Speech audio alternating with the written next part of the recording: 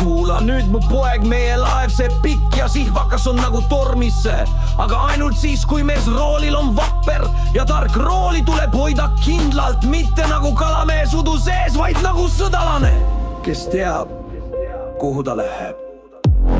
Kui tuul puhub tagant, siis tõmbame purje täis. Ta peab olema pingul, mitte lõtv nagu vanade meeste nahk.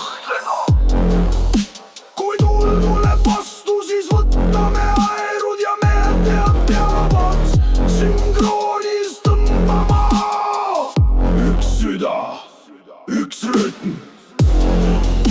Me murrame tormise mere. Me murrame halli udu. Me murrame kõik tõkked.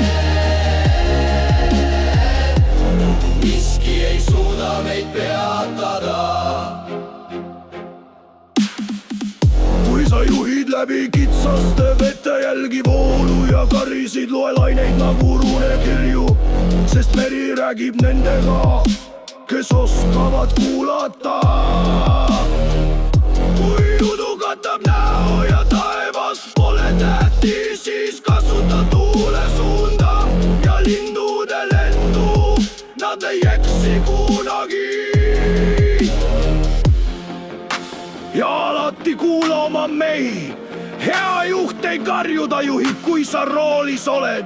Oled sa mitte ainult tüürimees, vaid vendade süda. Me murrame tormise mere. Me murrame halli udu.